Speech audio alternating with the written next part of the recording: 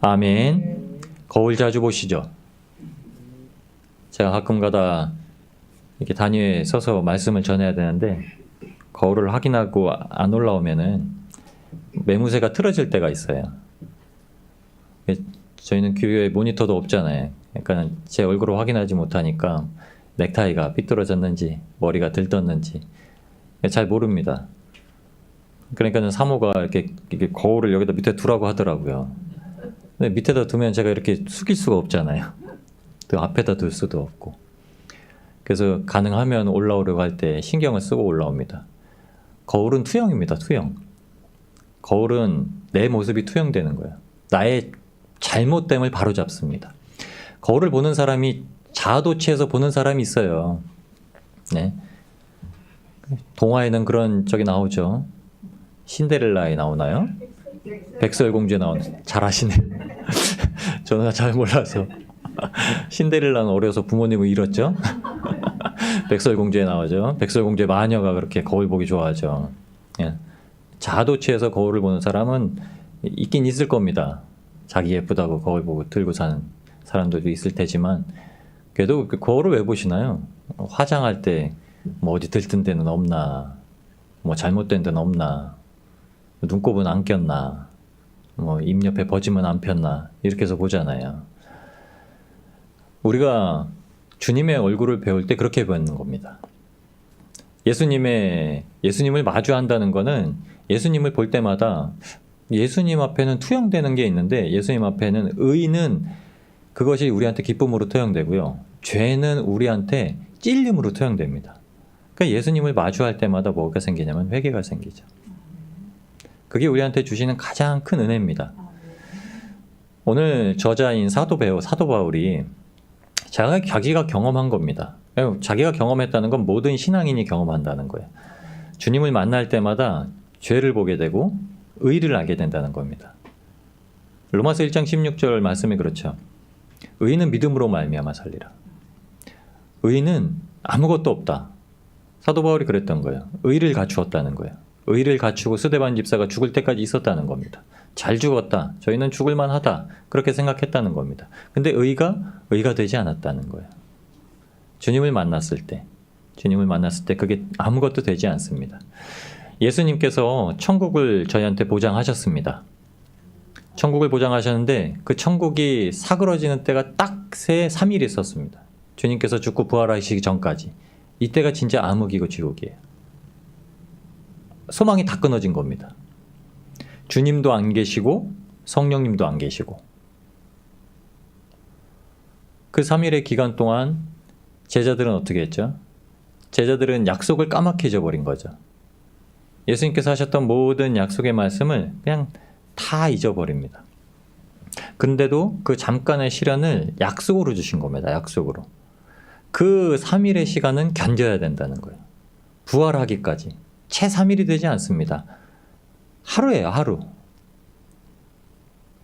안식일을 맞이하기 전날 낮에 돌아가셨으니까 토요일이 지나서 주일에 새벽에 부활하셨거든요. 안식일을 어떻게 견뎌야 되냐면 주님이 오실 것을 기다리면서 견뎌야 됐습니다. 근데 그게 하루예요. 하루 견디는 거예요. 하나님의 하루의 시간은 이 땅의 1000년의 시간이라고 그랬죠. 주님의 하루의 시간을 우리한테 견디라고 하셨습니다. 근데 그걸 못 견뎌요. 성경에는 신기하게 모든 제자들이 예수님을 부인하고 도망갔다 이렇게 얘기합니다. 근데 예수님께서 십자가를 지고 가실 때 예수님을 끝까지 따르고 예수님의 십자가에 달릴 때도 그 주변에서 예수님의 죽으심을 슬퍼한 자들이 있었습니다. 예수님을 따르던 그 무리들 중에 여자들. 예수님께서 예수님을 다 버렸다는 건 제자들을 말씀하신 거예요. 특별히 12 제자들을 지칭해서 말씀하신 겁니다. 근데 다 예수님을 버리진 않았어요. 죽으실 때까지 따라갔습니다. 그런데 약속은 다 잊어버렸어요. 그 여자들도 예수님을 장사 지내기 위해서 모략과 향품을 가지고 무덤으로 가서 하나 옆에 이제 장례를 치르기를 원했던 거죠. 그러니까 예수님께서 부활하신다는 그 약속의 말씀은 기억하지 못하고 있었던 거죠. 우리의 삶에서 가장 중요한 거는 예수님께서 다시 오신다는 약속입니다. 그러니까 우리의 삶은 하루예요, 하루. 내일 일을 염려하지 말라. 오늘을 주님만 기다리고 살라는 거예요. 오늘만 잘 견디면 돼요. 오늘만 나를 이기고요. 오늘만 주님 앞에 붙어 있고요. 오늘만 주님께서 다시 오실 것이다. 내일 오실 것이라는 기대를 붙들고 살면 됩니다. 그 약속을 붙들고 살면 아무것도 못 견딜 게 없습니다.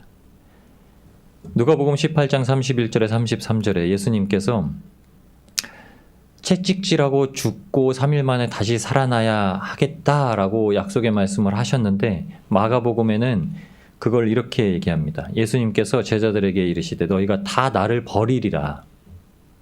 제자들에게 다 너희들이 나 다 버릴 것이다 얘기하신 겁니다. 이는 기록된 바, 이게 성령의 이루어지심이라는 거예요. 기록된 바라는 거는 구약 성경을 들어 말씀하시는 거예요. 그날이 되면 약속하셨기 때문에 너희가 배신할 수밖에 없다는 거예요. 약속 하나님의 말씀에 죄인은 그렇기 때문에 우리가 그렇게 할 수밖에 없다는 거예요. 우리의 연약함은 그 정도라는 거예요. 우리도 언제나 넘어지고 연약하고 마음이 착 가라앉을 때 주님이 생각 안 나요. 약속도 생각 안 나고요. 근데 그때에 주님께서 하신 말씀 계세요. 마가복음 14장 28절에 그러나 내가 살아난 후에 너희보다 먼저 항상 그 약속의 장소로 가시겠다는 겁니다. 항상 우리를 앞세우신 적이 없어요. 예수님의 약속은 항상 약속의 주체 대신 예수님께서 앞서십니다. 그럼 우리한테 견딜 수 있다라고 하신 말씀은 내가 견뎠다 하신 말씀이에요. 사도 바울이 깨달은 바는 그겁니다. 주님께서 모든 고난을 견디셨듯이 내가 견딜 수 있다는 얘기는 내가 짊어지는 모든 고통을 예수님께서 견디셨다는 거예요. 그러니까 견딜 수 있고 이것을 사람이 감당할 만한 시험이라고 얘기한 겁니다. 예수님께서 죽은 지 3일 만에 살아나시리라고 약속을 하셨는데 이 3일이 선지자를 통해서 예언된 일임에도 불구하고 믿을 수가 없었다는 거예요. 영원하다는 의미를 지닌 것을 우리가 한번 생각해 볼 때 하나님의 형상의 피조물이 영원을 받았습니다. 그러니까 이 땅 가운데 하나님께서 창조하셨을 때 저와 여러분이 영원의 대상이에요. 왜냐하면 하나님이 영원하시기 때문에 하나님의 형상을 따라 지었다고 하는 게 영원을 받을 수 있는 겁니다. 근데 영원이 깨졌죠. 영원을 받은 우리의 형상과 반대되는 쪽에 서 있는 게 하나님께서 만들어주신 모든 만물입니다. 모든 식물, 그리고 노아의 홍수 때 지나서 모든 동물, 이것을 어떻게 해요? 우리의 식물로 주셨다는 거예요. 영원히 사는 자들을 위한 식물로 주셨다. 만물은 그렇게 조성되어 있다는 거예요. 쉽게 말해서 모든 동물은 우리가 먹기 위해서 존재하는 거고요. 모든 식물은 우리가 먹기 위해서 존재하는 거예요. 지구를 보호하고 환경을 보호하는 것보다 더 우선되는 건 모든 것들은 사람을 위해 존재하는 거라는 겁니다. 이게 주님 안에서 구원받는다면요. 그래서 그렇게 존재되지 않았던 것들이 주님께서 재림하실 때 영원성을 가지고 오실 때는 물질이 다 풀어지고 그 모든 것들이 사람을 위해서 존재하게 된다는 겁니다. 그러니까 요한계시록에는 동물에 대해서 이야기하지 않아요. 태초에 말씀하셨던 약속의 말씀, 사람이 식물로 삼는 것, 온갖 아름답고 좋아 보이는 과일들, 과실들, 열매 맺는 것들, 이것을 주신 겁니다. 그러니까 요한계시록에는 그거밖에 안 나와요. 생명수 강이 그 성전 가운데 그 길 중앙에 흐르고 그 좌우에 생명나무가 심겨 있고 그건 과실을 맺고 12가지 약재료를 하는 잎을 내고 그렇게 말씀하신 겁니다. 사도행전 17장 25절에 무엇이 부족한 것처럼 사람의 손으로 섬김을 받으시는 것이 아니니 이는 만민에게 생명과 호흡과 만물을 친히 주시는 자이심이라. 아멘. 하나님께서 그렇게 주셨다는 겁니다. 우리에게 생명도 주셨고요. 우리에게 호흡도 주셨고 또한 모든 것들을 우리를 위해서 주셨다는 겁니다. 이게 영원한 회복에 이르는 길임을 얘기하고 있는 거예요. 그러니까 주셨다는 의미는 그것을 받아 누려야 되는데 그것을 받아 누리는 상태가 돼야 된다는 겁니다. 이 받아 누릴 수 있는 상태는 예수님의 십자가를 닮아가는 수밖에 없는 거죠. 요한복음 11장 25절 26절에 예수님께서 말씀하시길 예수께서 가라사대 나는 부활이요 생명이니 나를 믿는 자는 죽어도 살겠고 살아서 나를 믿는 자는 영원히 살리라. 아멘. 이 말씀하셨습니다. 그래서 영생은 곧 유일하신 하나님과 그의 보내신 자 예수 그리스도를 아는 것, 이것이라고 요한복음 17장 3절에 말씀합니다. 근데 이 영생이라는 것, 이걸 아는 것이 예수님께서 아버지한테 받은 일이라는 거예요. 그래서 17장 4절에 이렇게 말씀합니다. 아버지께서 내게 하라고 주신 일, 이것을 내가 이루어 아버지를 이 세상에서 영화롭게 하였사오니. 아멘. 결국 예수님께서 이 땅 가운데 하나님의 영광을 돌려드리는 일이 무엇이냐면 하나님을 알게 하고 예수님을 알게 하시는 겁니다. 여러분, 하나님이 누구신가요? 온갖 좋은 것을 우리한테 주신 분입니다.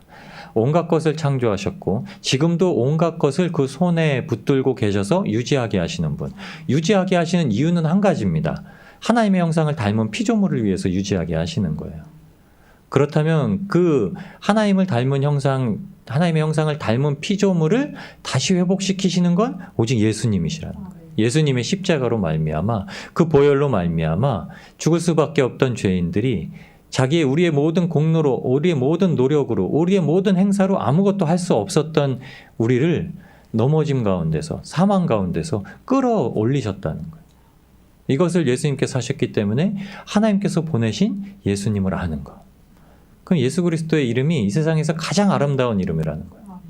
그 이름을 알면 아버지의 이름으로 오셨다는 거잖아요. 예수님께서. 그 우리 이름으로 말미암아서 하나님 앞에 영광을 돌릴 수 있게 하셨다는 겁니다.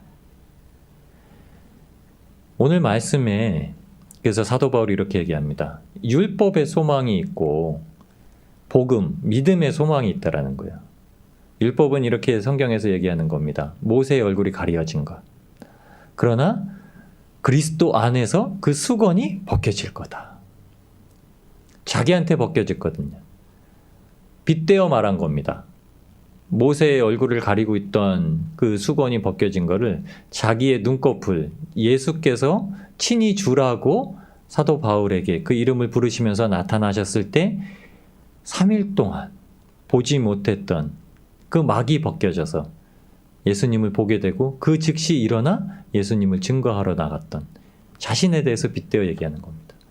주의 영이 계신 곳엔 그래서 자유함이 있다고 사도 바울이 스스로 고백을 한 겁니다. 갈라디아서 3장 12절 말씀에 율법은 믿음에서 난 것이 아니라, 여러분, 무엇을 행하는 것은 믿음에서 난 것이 아니라는 거예요.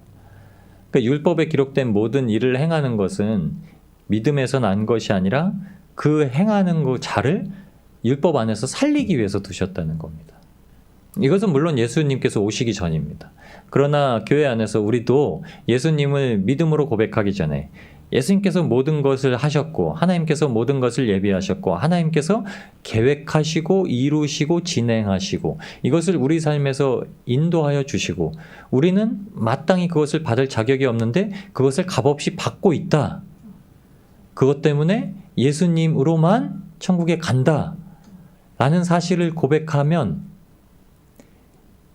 이것이 소용없어진다는 거예요. 그 율법이라는 것이요. 근데 율법은 이렇게 얘기합니다. 율법은 그 안에 속한 것을 지켜서 살게 하시기 위해 하시겠다는 거예요.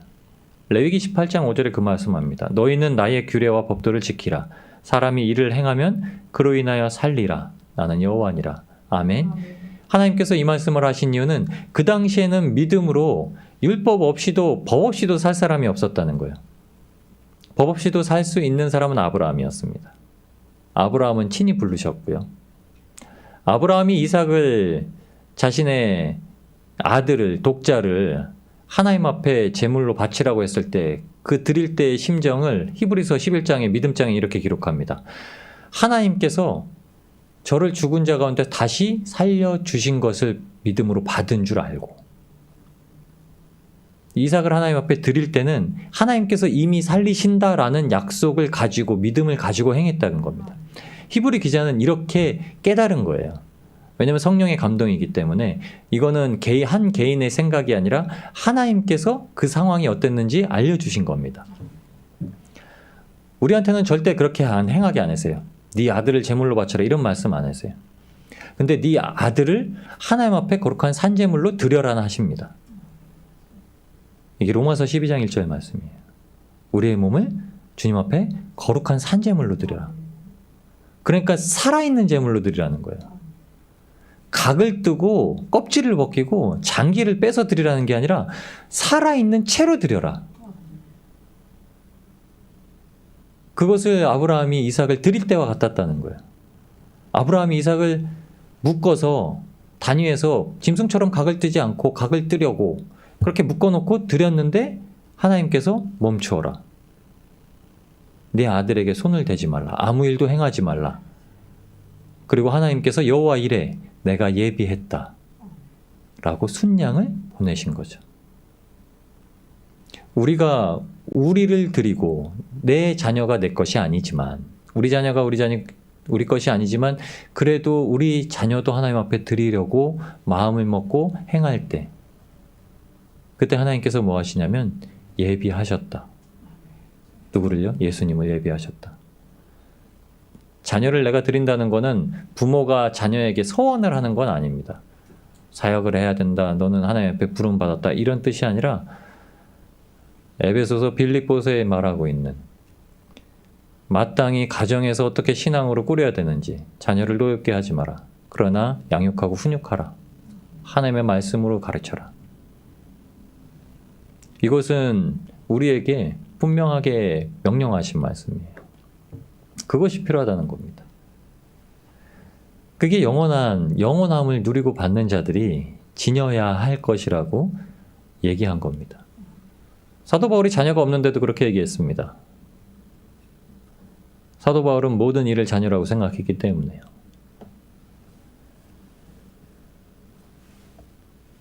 그래서 율법의 소망이 이끄는 것은 영원히 소멸될 것이라는 거예요. 사도 바울은 그걸 알았습니다.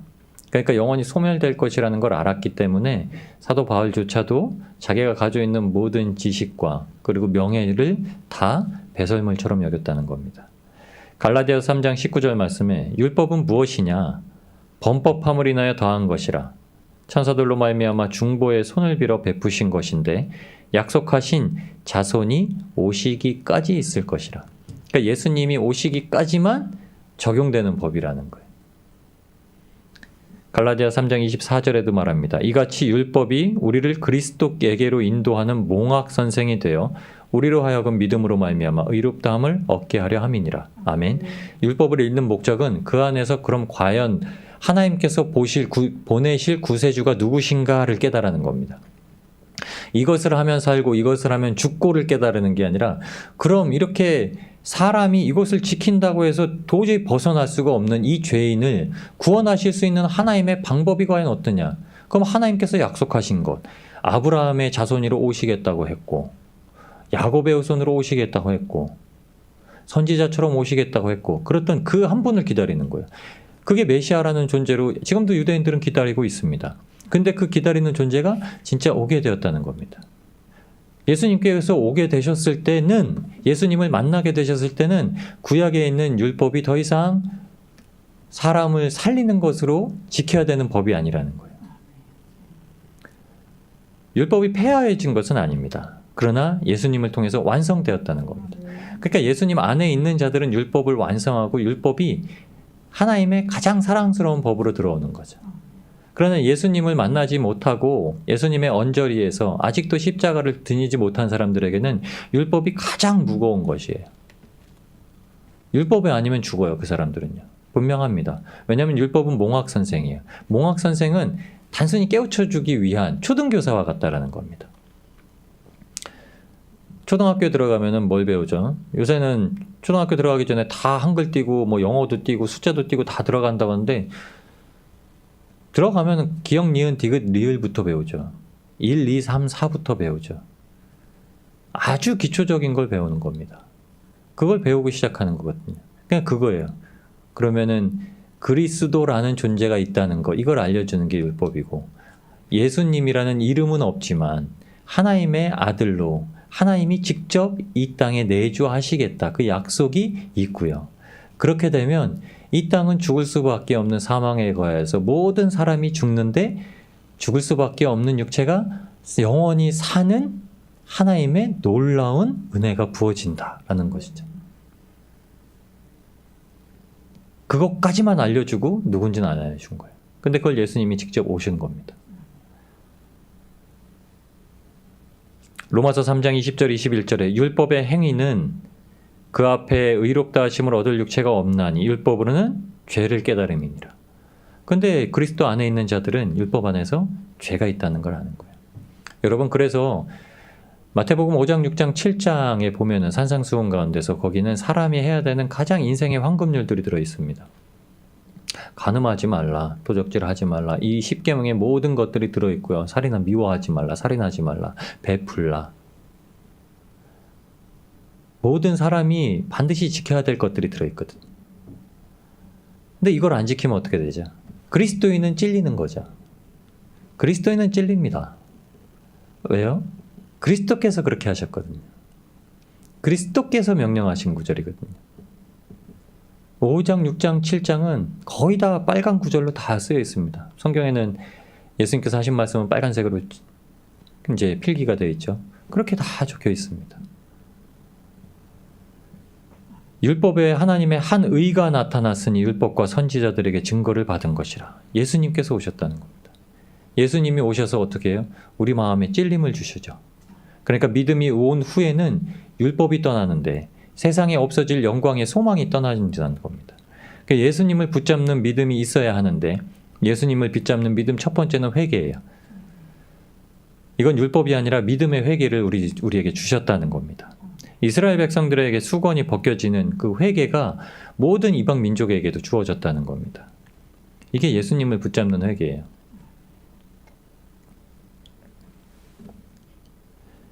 요한복음 11장 25절 26절 나는 부활이요 생명이 나를 믿는 자는 죽어도 살겠고, 이 말씀은 예수님께서 죽은 나사로를 살리러 가셨을 때 마르다와의 대화 가운데서 하신 말씀입니다.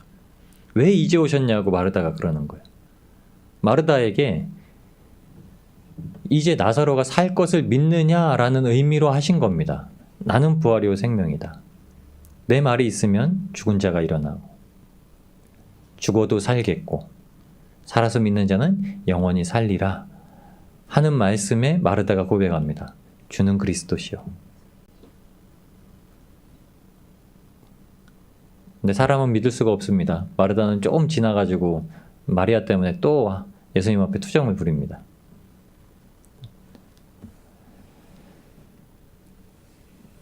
예수님을 붙잡는 회개를 마르다가 하긴 했습니다. 주는 그리스도라는 고백입니다.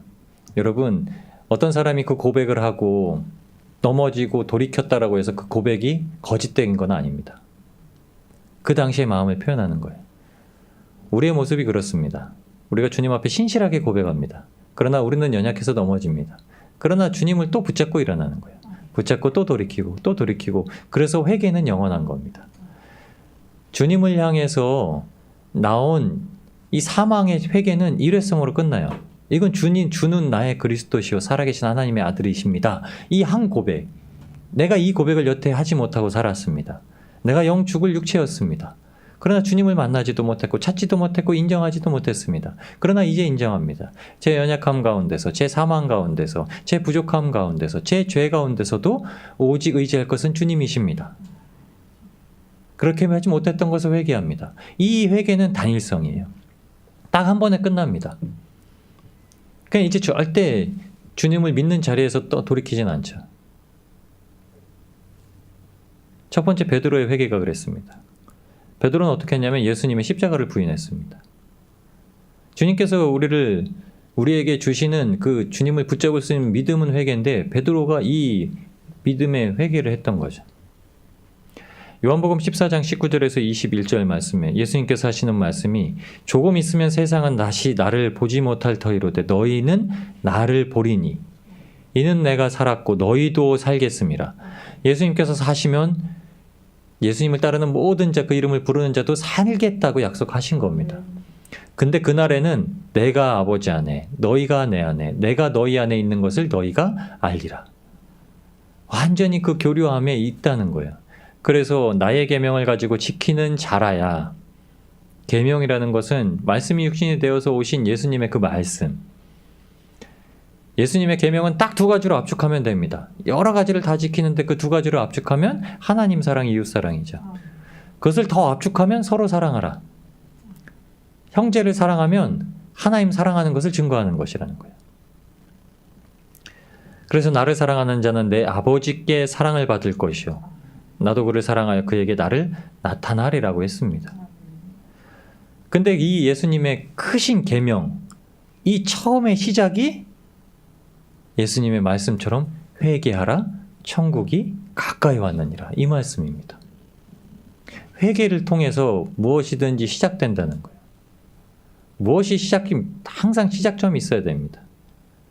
사람에게는 죄의 시작점이 있듯이 의의 시작점이 있는데 예수님을 믿는 시작점이 바로 회개라는 거예요. 천국이라는 것은 우리한테 무엇으로 주셨냐면 아주 장소가 가깝고 그 시간이 도래했다는 거예요. 보세요. 회개하라, 천국이라는 장소가 가까이, 시간적으로 아주 근접해 있다는 거예요. 하나님의 장소와 하나님의 시간, 하나님의 때가 이미 우리에게 임했다는 거예요. 하나님은 말씀하셨습니다. 만날 만한 때에 부르짖으라. 만날 때가 되면, 우리의 마음에 감동이 솟아오르면, 우리 마음 가운데 주님을 찾는 사건이 생기면 그때를 놓치지 말고 주님을 불러야 된다. 사람은 마음이 어렵고 힘들 때 어떠죠? 어렵고 힘든 마음에 관심과 집중을 쏟습니다. 그러니까 그 힘듦을 도피할 것을 찾아내죠. 그래서 사람은 죽으려고 하고요. 사람은 세상으로 나가려고 하고요. 술로 풀려고 하고요. 이성으로 풀려고 하고요. 요새 젊은이들 그런다고 그러죠. 억압받았던 거를 플렉스라고 말했어요. 플렉스. 돈으로 푸는 거예요. 코로나 때문에 어디 가지 못하고 막 이랬던 거를 막 쇼핑으로 푼대요. 가전이나 경제가 어려워졌다라고 막 생각이 되는데 가전이나 막 이런 건 더 많이 팔린대요. 냉장고도 비싼 게 더 많이 팔리고요. TV도 큰 게 더 많이 팔리고요. 못하는 걸 다 그걸 푼다는 거예요. 그럼 우리는 어떻게 풀어야 됩니까? 코로나 때, 코로나 처음 시작하고 1년 동안은 저희 마음이 억눌리고 지쳐서 어떻게 했죠? 기도로 주님 앞에 나아갔죠. 기도하고 말씀을 사모하고. 언제 교회가 열리나. 근데 교회가 열리자마자 코로나 시작됐던 그 2년 전에 그런 간절함과 사모함은 싹 사그라든 것 같아요. 왜요? 교회가 열렸는데도 교회가 회복되질 않는데요. 교회가 열렸으면 100% 인원이 차야 될 거 아닙니까? 100% 인원이 안 찬대요. 집에 앉아있다가 떠나는 사람들이 생긴 거예요. 그게 20% 30%랍니다. 1000명 있는 교회는 200명 300명이 떠났다는 거예요. 무서운 일입니다. 하나님의 때는 그렇게 가까이 왔는데 예수님을 안 붙잡지 못하는 사람들은 가까이 온 줄 모른다는 거예요. 주님은 그래서 그때가 됐으니 우리한테 하나님을 찾으라는 겁니다. 이사야 55장 6절 7절 말씀에 너희는 여호와를 만날 만한 때에 찾으라. 가까이 계실 때 그를 부르라. 회개하라고 예수님이 말씀하셨다는 건 하나님께서 이미 가까이 하셨다는 거예요. 아주 가까이에서 그 회개의 기도를 들으시고 받으시길 원하신다는 겁니다. 우리 구원의 회개의 기도뿐만이 아니라 우리가 삶에 지쳐 있어서 주님을 의지하지 못했던 곳에 날마다 주님 앞에 회개의 기도를 부르라는 겁니다. 왜냐하면 그때는 하나님이 가장 가깝게 계신다는 거예요. 위로의 준비를 하시고요. 긍휼을 베푸시고 은혜를 베푸시고 자비를 베푸실 준비를 하고 기다리시는 겁니다. 악인은 그 길을 불의한 자는 그 생각을 버리고 여호와께 돌아오라. 그리하면 그가 긍휼히 여기시리라. 우리 하나님께로 나아오라. 그가 널리 용서하시리라. 예레미야 33장 3절에도 말합니다. 갇혔을 때 이렇게 하라입니다. 너는 내게 부르짖으라. 내가 네게 응답하겠고 내가 알지 못하는 크고 비밀한 일을 내게 보이리라. 이렇게 약속하셨습니다. 우리에게 주신 믿음에 대해서 첫 번째는 회개하라는 거죠. 이 회개를 어떻게 해요? 베드로가 했다는 거죠. 예수님을 부인하고 떠났던 베드로가 예수님 앞에서 주님을 다시 찾았을 때 이렇게 했다는 겁니다. 두 번째는 탕자의 회개가 있었다는 거예요. 누가복음 15장에 보면 둘째 아들인 탕자에 대해서 얘기를 합니다. 탕자가 고백하기를 자기가 이제 모든 아버지께 받은 유산을 다 탕진하고 아버지께 돌아올 때쯤 되어서 18절에 이렇게 이제 고백합니다. 내가 하나님과 아버지께 죄를 지었나이다. 하나님께 죄를 지었다는 것이 깨달아진 거예요. 이 땅에서 죄를 짓는 게 하나님 앞에 먼저 죄를 짓고 있었다는 것을 깨달은 겁니다. 그래서 그걸 회개합니다. 이건 용서받을 문제였고, 두 번째 또 하는 행동이 있습니다. 21절에 탕자가 자기는 아버지의 아들이라 일컬음 받을 자격이 없다는 거예요. 이거는 탕자가 아버지 앞에 돌아왔을 때 용서의 여부를 떠나서 용서를 받더라도 그 마음이 변하지 않겠다는 겁니다. 확고한 다짐이에요. 용서의 지속성이에요. 그러니까 항상 자기는 용서받고 있는 상태. 그게 뭐 어떻게 죠? 날마다 자신의 모습을 회개하고 돌이키겠다는 뜻입니다. 그런데 하나님께서 이거를 이 회개를 이 용서 구함을 어떻게 받으셨냐면 24절에 보면 이 아들은 죽었다가 다시 살아났다라고 하십니다. 이 아들은 이미 이 고백을 떠나서 하나님 앞에 돌아온 그 자체로부터 시작하는 게 죽었다가 살아났다는 거예요. 근데 하나님께로 돌아오는 우리의 모습은 하나님께서 죽었다가 살아났다고 여기시고 하나님께 돌아오는 우리의 모습은 마땅히 주님 앞에 용서를 구하고 날마다 용서를 구하는 모습이라는 거예요. 이게 하나님께서 우리한테 주시는 믿음이라는 겁니다. 하나님의 영광을 위해서 율법이 벗어버리면 율법이 우리의 율법이라고 가려져 있는 수건이 우리의 눈에서 벗어지면 예수 그리스도로 말미암아 주님의 죽으심과 부활하심으로 말미암아 우리 마음 가운데 주시는 십자가예요. 이 회개입니다. 예수님께서는 우리의 변화를 이끄셨다는 거예요. 예수님의 십자가가 예수님의 죽고 부활하심이 나의 육신이 가지고 있던 연약함의 변화마저도 일으키셨다는 겁니다. 내가 이전까지 행하지 못했던 모든 것들을 행할 수 있는 힘을 주셨고 실천할 수 있는 능력을 더해 주셨다는 거예요. 그게 회개입니다.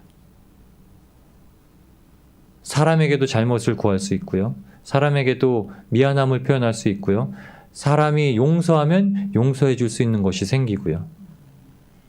그렇게 할 수 없는 자가 하나님 앞에 용서함을 받았더니 그렇게 할 수 있게 되었다는 거예요.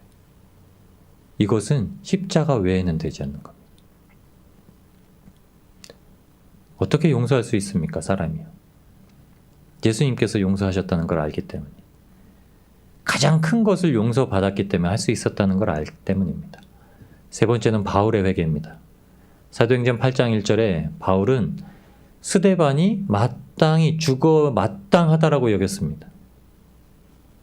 죽음을 어떻게 생각했냐면 하나님께서 명하신 죄의 죽음을 하나님에 대해서 사람의 기준으로 죽어 마땅하다고 생각했다는 거예요.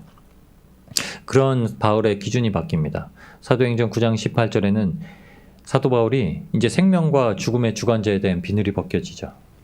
그러니까 영생에 대한 인식을 합니다. 자기의 삶이 잘못되었다는 걸 알죠.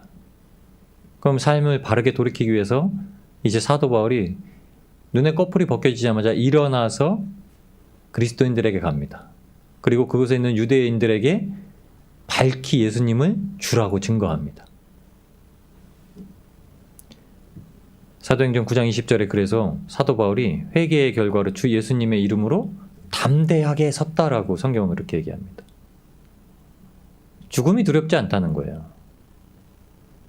죽음을 그렇게 생각했는데 나는 의로우니까 나는 죽을 일이 없지만 예수 그리스도를 믿는 저자는 죽어 마땅하다라고 여겼던 사도 바울이 이제는 누구도 회개하고 돌이켜야 된다는 거예요. 그러니까 내가 넘어지더라도 내 고륙지친을 구원하고 싶다는 거예요. 내 형제들을 구원하고 싶다는 거예요. 그렇게 귀하다는 거예요. 그거는 본인의 생명을 귀하지 않게 여긴 건 아닙니다. 내가 넘어지지 않게 해서 내 구원이 떨어지지 않게 해서 끊임없이 길을 쓴 게 사도 바울이거든요. 하나님께서 우리를 붙드신다는 걸 알기 때문에 하나님께서 끝까지 인도하신다는 걸 알기 때문에 그 생명을 가지고 날마다 나아가기를 소망했던 거죠. 회개는 그겁니다. 하나님께서 우리에게 주시는 그 생명의 회개는, 그 믿음의 회개는 날마다 영원한 생명을 사모하고 가는 거라는 거예요. 그렇게 우리에게 주시는 믿음, 그 회개가 진짜 자유함을 이끈다는 겁니다. 첫 번째는 천국에 대한 자유함을 주신다는 거예요. 천국은 회개야 떨어질 수 없습니다. 그래서 예수님께서 말씀하시기를 회개하라. 그러면 천국이 가까이 온다. 회개한 자에게는 천국이 오기 때문에 회개하라고 하신 거예요. 회개한 자마다 천국이 온다는 겁니다. 천국이 진짜 도래한다는 거예요. 천국은 예수님께서 그 마음에 오셨다는 겁니다. 회개하고 예수님을 마음에 모셨다는 것, 이것이 이미 천국을 누리고 있다는 거예요. 요한복음 14장 19절 20절에 조금 있으면 세상은 나를 다시 보지 못할 터이로되 너희는 나를 보리니 이는 내가 살았고 너희도 살겠음이라. 그날에는 내가 아버지 안에 너희가 내 안에 내가 너희 안에 있는 것을 너희가 알리라. 아멘. 예수님 앞에 붙들려 있는 자는 예수님께서 거하시면, 예수님께서 우리의 성전을 삼으시고 우리의 삶의 주체가 되고 인도자가 되시면 그 안에 우리의 자유함이 있다는 겁니다. 그리고 두 번째, 천국은 하나님의 나라가 임했다는 겁니다. 마가복음 4장 26절에서 28절 말씀입니다. 또 가라사대 하나님의 나라는 사람이 씨를 땅에 뿌림과 같으니 하나님의 나라는 이와 같다라 하시는 거예요. 저가 밤낮 자고 깨고 하는 중에 씨가 나와서 자라되 그 어떻게 된 것을 알지 못하느니라. 그런데 땅이 스스로 열매를 맺되 처음에는 싹이요 다음에는 이삭이요 그 다음에는 이삭의 충실한 곡식이라. 아멘. 우리가 성령의 열매를 맺는다는 건 하나님의 나라가 우리 안에 도래해 있다는 거예요. 그래서 하나님의 나라의 시민권자 된 우리가 성령의 열매를 맺힌다는 겁니다. 그리고 세 번째는 천국은 하나님의 시간이 임했다는 거예요. 고린도서 6장 1절 2절에 우리가 하나님과 함께 일하는 자로서 너희를 권하노니 하나님의 은혜를 헛되이 받지 말라. 가라사대 내가 은혜 베풀 때에 너를 듣고 구원의 날에 너를 도왔다 하셨으니 보라 지금은 은혜 받을 만한 때요 보라 지금은 구원의 날이로다. 아멘. 이렇게 말씀을 했습니다. 그러면서 고린도후서 6장 10절에는 3절부터 시작되는 그 힘들고 어려운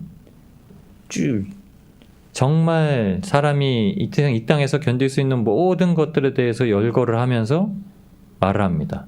근심하는 자 같으나 항상 기뻐하고 가난한 자 같으나 많은 사람을 부유하게 하고 아무것도 없는 자 같으나 모든 것을 가진 자로다. 아멘. 이게 예수님 안에 있는 자라는 겁니다. 데살로니가전서 5장에 있는 말씀이죠. 항상 기뻐하라. 쉬지 말고 기도하라. 범사에 감사하라. 어떻게 그렇게 할 수 있습니까? 예수님께서 계시기 때문에. 예수님께서 그 모든 고난 가운데서 영광을 취하셨기 때문에. 그렇다면 우리에게도 그 약속이 모든 기록된 대로 주어졌고 예수 그리스도의 영광을 주님의 고난 가운데서 받아 누리게 될 것이기 때문이라는 겁니다. 요한계시록 7장도 요한계시록 21장도 그 안에서 말씀하는 겁니다. 우리가 지금 지니고 있는 모든 눈물을 닦으시고 슬픔을 거두시고 그날에는 이전 것은 다 지나가고 오직 하나님께서 베푸시는 그 기쁨과 존귀와 영광의 날이 도래한다는 겁니다. 우리의 영원한 영광의 소망은 예수님입니다. 그런데 예수님의 일생은 십자가에 달리시기 위해서 준비하셨거든요. 우리에게도 십자가를 주셨는데 우리에게는 그 십자가를 지게 하시기 위해서 삶을 준비시키신 것이 아닙니다. 그것은 이미 예수님께서 다 하셨다는 것을 알게 하시고 천국을 누리게 하시려고 하는 겁니다. 그 약속을 우리한테 주셨고 친히 오셨고 지금도 성령님을 예수님의 이름으로 보내셔서 우리와 함께하게 하시는 겁니다. 그게 이 땅에서 주님을 위해 살 것인가 나를 위해 살 것인가 이것은 우리의 끊임없는 고민거리지만 항상 결론은 정해져 있는 거죠. 하나님께서 우리를 붙들고 계시니 우리가 우리의 힘으로 사는 것이 아니라 하나님을 위해 살고 하나님의 힘으로 산다는 겁니다. 그리스도를 항상 믿음으로 우리 안에서 날마다 이 주님을 향한 자복하는 회개와 그리고 주님께서 주시는 자유를 누림으로 항상 우리가 그리스도 안에서 영원한 소망을 가지고 주님의 오실 날을 기다리며 사시는 복된 성도님들 되시기를 우리를 구원하신 예수님의 이름으로 기도합니다.